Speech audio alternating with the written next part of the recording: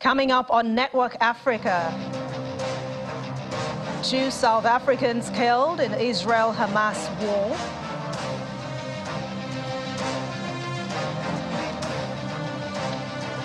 Egypt funnels Gaza aid through Sinai Airport after refusing Rafah border corridor.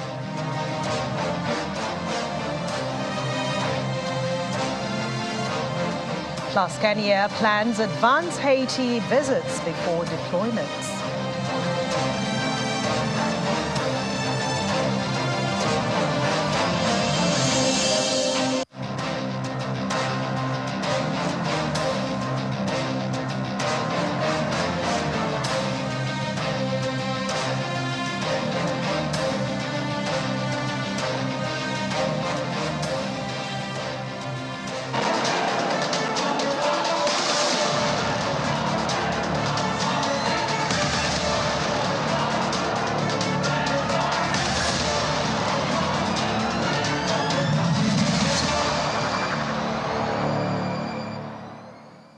Hello and welcome to the show. I'm Anne Nwawado here in Lagos. We'll start with the sad news that 2 South Africans have been killed in the ongoing conflict between Israel and Hamas. South Africa's Department of International Relations and Cooperation announced the news today, but did not reveal the identities of those of the slain. Well, DERICO spokesperson Clayson Monyela expressed condolences to the individuals' loved ones, assuring the public that a verification process to identify the bodies is currently going on. He stressed that South Africa's mission in Ramallah and Tel Aviv are coordinating efforts and also rendering consular assistance and services to the families of South Africa nationals. Well, it appears the South African authorities have uncovered a coal smuggling syndicate that has played a major role in exacerbating the country's energy crisis. The South African Revenue Service led what was described as a search and seizure operation across 5 provinces where the smugglers are active.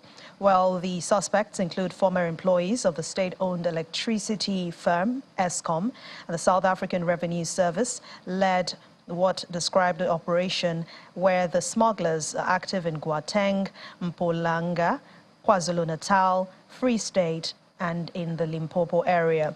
The statement said the scam involved high-grade coal being sold off and then replaced with a low-grade product, which has been damaging power stations. Its contribution to humanitarian efforts in the Israel-Hamas war, Egypt is directing international aid flights from Gaza through an airport in northern Sinai. The North African nation is a key mediator between Israel and Palestine, but Cairo has asked Israel to avoid targeting the Rafah crossing from Egypt into Gaza, which was bombed several times earlier this week.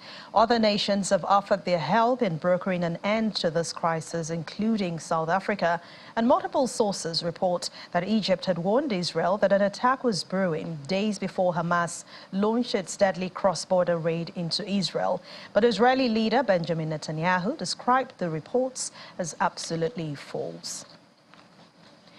Kenya is planning to send assessment delegations to Haiti before deploying police officers to address the gang violence there. That's according to the Interior Minister, Kithure Kindiki, who was speaking at a parliamentary committee. In August this year, Kenya sent its first fact-finding mission to Haiti. Mr. Kindiki also said the officers were equipped to take on Haiti's gangs, as they had been successfully deployed to several countries before, including Namibia, Cambodia, the former Yugoslavia, Bosnia and Herzegovina, in Croatia, also even in Sierra Leone. Well, he added that police officers were part of the Kenyan security forces currently deployed to the Democratic Republic of Congo, Somalia, and South Sudan.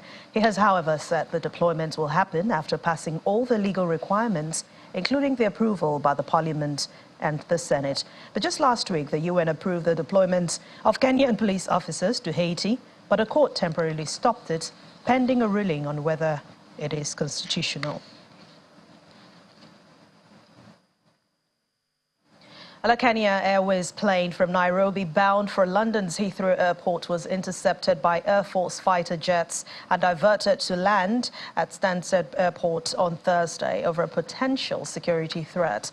The Essex police officers said that the officers attended an incident at the airport, establishing there was nothing of concern aboard the plane. The airport remained open throughout the incident, and the airline said in a statement that its headquarters had received an alert of a potential security threat aboard the plane, adding that the crew on board were briefed and all safety and security precautions were taken to ensure the safety and the security of the crew and all passengers on board. Stansted is also about 40 kilometers north of London. It is used for flights where there are security incidents because of its remote location.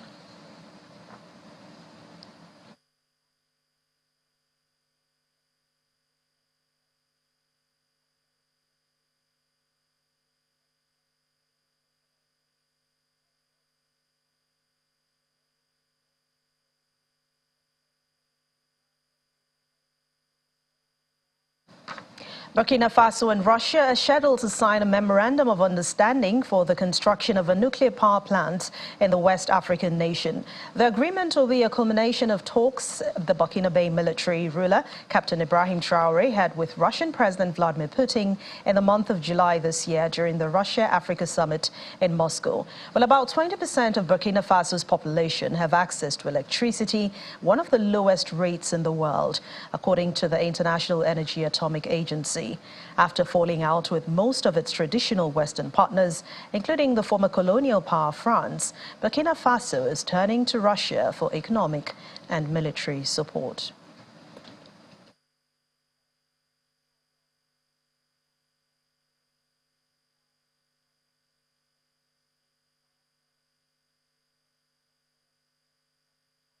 The United Nations has observed an alarming rise in political contestation turning violent or even fueling intrastate conflict. Briefing the Security Council on the Secretary General's annual report on the cooperation between the UN and the African Union, the special representative of the AU, Parfait Onanga Anyanga, pointed out that these acts expose systemic governance deficits associated with weak or absent state institutions. While he was speaking from Addis Ababa, well, on her part, the permanent observer of the African Union to the United Nations, Fatima Kiari Mohammed, remains extremely concerned about the outbreak of conflict in many parts of the world. As the report illustrates, there is an alarming rise in political contestation, turning violent or fueling intrastate conflict, as well as in acts of terrorism and violent extremism, which expose systemic governance deficits associated with weak or absent state institutions. We have witnessed a spate of unconstitutional changes of government on the continent. In the Sahel, the coups are further destabilizing the region, while terrorism and violent extremism continue to result in grave human rights violations and abuses and exacerbate already dire humanitarian situations. I would like also to reiterate the importance that the Secretary General has placed on the primacy of politics. Responses to peace and security challenges, including through peacekeeping or peace enforcement operations, need to be comprehensive and holistic, with political solutions at their core to close governance deficits and bolster nationally owned inclusive political system in which all key stakeholders, particularly women and the youth, play a meaningful role. The African Union remains extremely concerned in the outbreak of conflict in many parts of the world, which comes to add to a cocktail of protracted crises and unconstitutional changes of government, terrorism, the challenge posed by climate change, and difficult socioeconomic challenges globally. We need to be innovative in our peacemaking efforts. As several UN peacekeeping missions draw down, their logistical resources can be availed to regional mechanisms, which are increasingly stepping up to manage conflicts through the continent. By redirecting these resources, we can enhance regional efforts to take a more prominent lead in conflict management and resolution.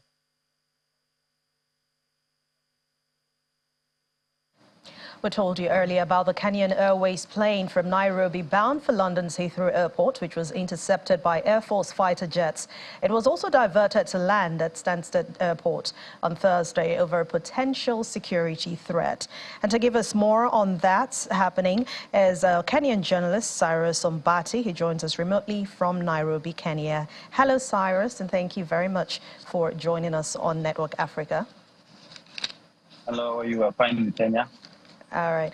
Now, two challenges have been mentioned in connection with the Kenyan-Haiti mission. First of all, it seems that Kenya is not quite satisfied with results of Renaissance. And even second, there is also some legislative red tape. Please throw some more light on this, before we go to the plane disaster there. Well, thank you so much for having me on the show. Actually, I think people misunderstood yesterday the briefing about the cabinet secretary of the parliament, because as far as I'm concerned, the reconnaissance team actually finished their job. They presented their report and it has been approved. Actually, as we are speaking, the cabinet has just been meeting and it has ratified the plan to deploy the Kenyan troops to Haiti. So the next step will be taking the resolution of the meeting to Parliament, which will be done on Monday and Tuesday.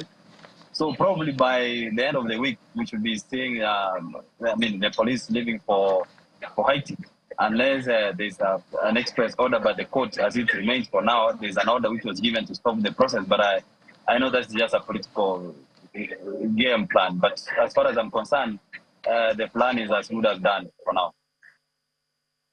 After the August fact-finding mission? That's why I say the August finding mission actually came back with a report and said that they can do the job. It was led by the Deputy Inspector General of the Administration of Police, whose team is going to join Mr. Nourgabo. And the report he gave is that the gangs which are operating in Haiti, per se, was saying that the Kenyan police can handle them. So as far as it's concerned, they are set for the mission, and there's nothing which is going to stop them for now. But taking a look at other missions that Kenya had done, maybe former missions, how successful have they been in terms of efforts being put in? Give us an idea of what it's been like in the past. Well, the Kenyan police have been a part of the teams which were sent for UN peacekeeping missions. They are currently in the DRC, they are in South Sudan, they are in Somalia. And in the past, they had been to Kosovo. There's a Western African country, Liberia. So the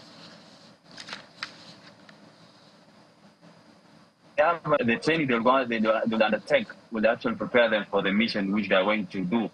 And as far as I'm concerned, they should be actually deployed by the end of this month, or if not in August, in the first week of November. We should be having a team in Haiti.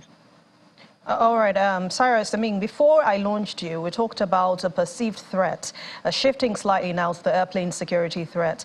Any idea what the British authorities were looking for?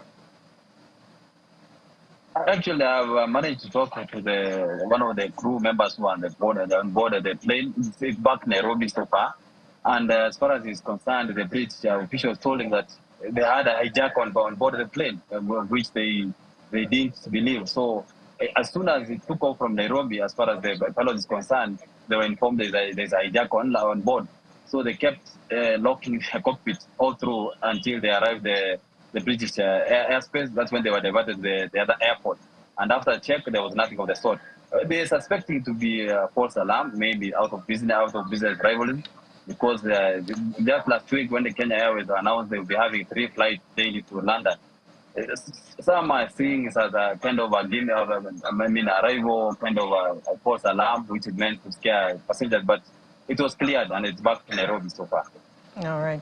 We're grateful for that. Thank you very much, Cyrus Ombati, Kenyan journalist from Nairobi. Thanks a lot for your time and your contribution on Network Africa. Thank you so much. Welcome back. It's day 4 of the IMF World Bank annual meetings in Marrakesh, Morocco, where the governors of the central bank and finance ministers say that there is an urgent need to reform the multilateral system to help address global challenges. The G24 governors of central banks and finance ministers have expressed concern over the high and increasing public debt levels, with many of them developing countries carrying unsustainable debt burdens. Channel's television crew covering that event brings you a report of the outcome of a high-level international meeting that has the potential to reshape the financial landscape for developing countries. The G24 meeting brings together financial leaders from across developing nations to address pressing challenges facing their countries. Key themes of this meeting revolve around development and climate financing, debt relief, reforms of international taxation and trade, reforms of Bretton Woods institution, and reform of IMF surcharge policies, among others.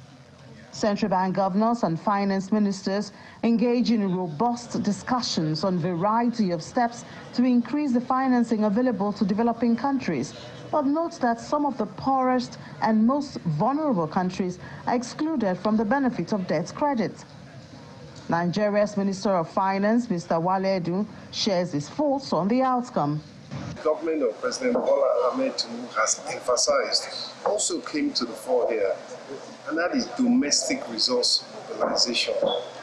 The fact that we have to depend on our own resources, our own savings to a larger extent, must be efficient in collecting taxes and fees and payments that are due. We must be more efficient and cost-effective with our expenditure, and we must create a bigger base of financing. Participants believe that responsible lending and transparent debt management practices are important. One of the issues faced by everybody, all nations, is high inflation, right? So I guess what the central banks of each individual country can do is to weigh the trade-off between tightening, further tightening, and of course slowing down. I think the general trend now is to slow down on the tightening to allow countries to recover. The challenge we have on the African continent, so to speak, has been the rising debt levels, in particular in late years, where these rising debt levels have been caused by a number of factors. The first factor, very important, was the depreciation of currencies across a number of these countries, as interest rates were also rising. We've increased inflation across these countries and rising interest rates that necessarily led to increased debt levels across the continent. The G24 meeting marks a significant step towards addressing financial challenges faced by developing countries.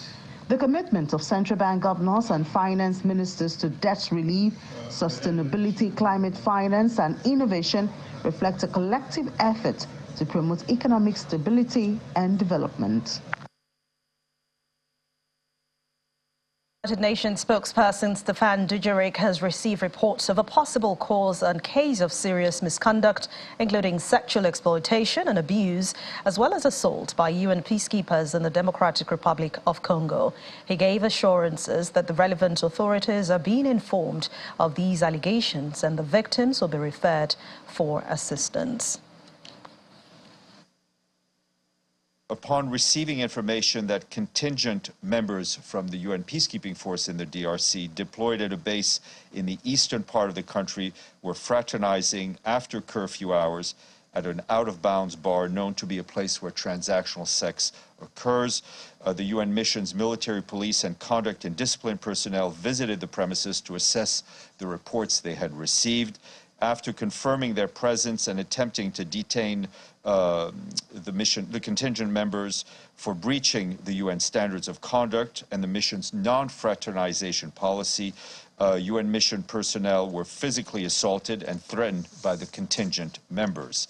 There's also evidence indicating a serious failure in the exercise of command and control by senior military officials belonging to that same contingent. The relevant authorities are being informed of the allegations, including a request to deploy a national investigation officer to investigate jointly with OIOS from the UN. Any identified victims will be referred to for assistance in line with the UN's comprehensive strategy on assistance and support to victims of sexual exploitation and abuse.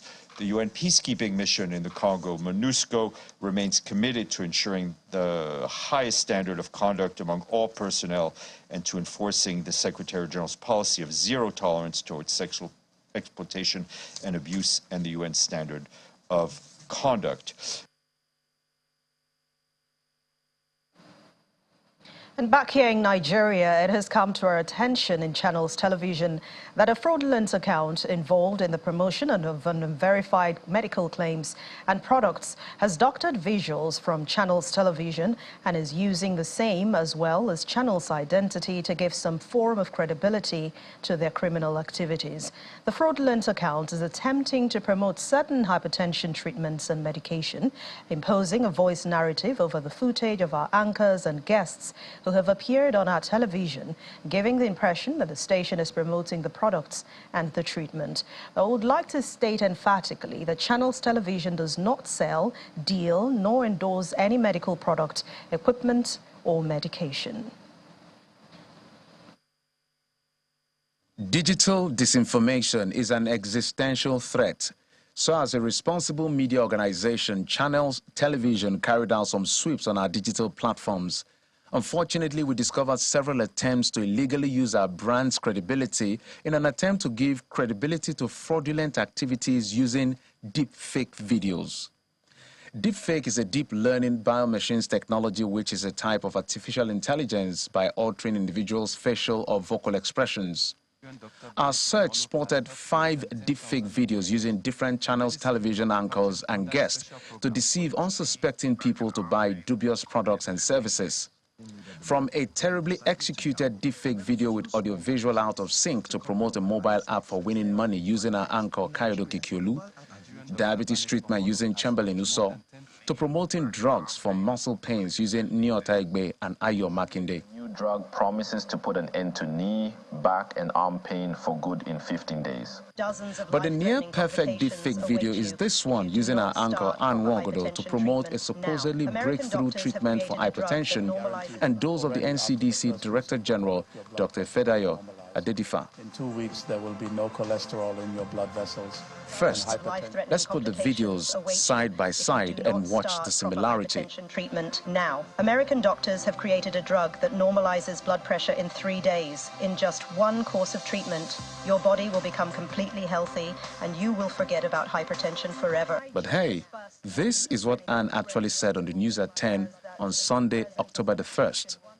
Nigeria's First Lady, Senator Oluremi Tinubu, says that the present administration will not embark on blame game, but instead focus on fixing what is damaged in the country. So far, we have put out a disclaimer which is pinned on the top of our Facebook and Twitter accounts. We have also reported the videos that were posted on Facebook and the pages that posted them, as well as notified relevant government agencies over the issues.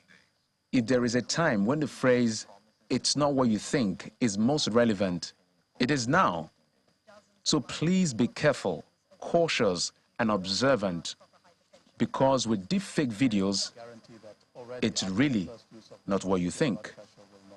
Jeffrey Uzongo, Channels Television News. And finally on the program, collective responsibility must be taken to champion girls' education, preventing harmful cultural practices, advancing menstrual hygiene, offering tailored health services, and meeting the nutritional requirements of these young ladies. And that's the message from the Girl-Child Conference, which was held in Lagos, where young entrepreneurs encouraged students to stand up for their rights and work towards achieving their dream in life.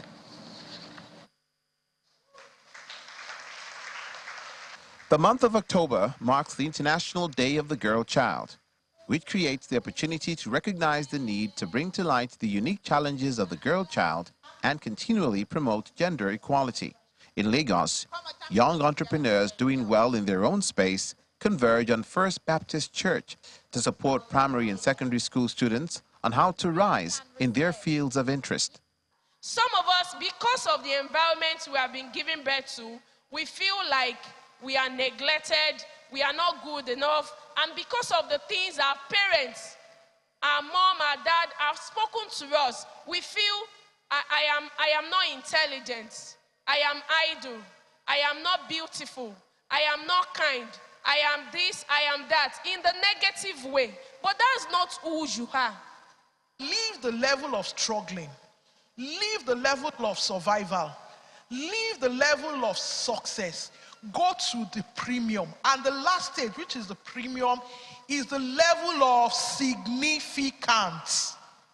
When you are significant, you're living a life that is purposeful. You are living a life that you are fulfilling your destiny and your purpose. In a rapidly evolving place like Nigeria, the dreams and aspirations of adolescent girls are the beacons that can guide the efforts towards achieving a more inclusive and equitable future, as echoed at this event. I'm here to tell you, it does not matter the circumstances of your birth. Whether you were born inside wedlock, outside wedlock, underneath wedlock, above wedlock, as long as you were born, there's a purpose for you. As long as you were born, you are here to be great. You're not here to be anything less than great. I want you to say that to yourself. I'm not here to be anything less than great. And if you look critically into the society today, you would know that the girl child, if she's not properly educated and informed, she's going to be, at the receiving end of so many societal vices. And that is why we have the International Day of the Girl Child, to create spotlight and awareness around the rights of the girl child. If you do not know your rights, you will not be able to stand up for yourself. The girls are enlightened on their rights. I'd advise young girls, just like me, no matter what you are facing, that there's nothing you cannot do now. To ensure Nigeria remains on course for the 2030 SDGs, UNICEF says the spotlight must shine brightest on its girls, especially those marginalized due to disability, poverty, or crisis, and government must address these issues as soon as possible. That's Network Africa for today. Thank you for watching. Have a wonderful weekend. I'm Anne Mwawadu.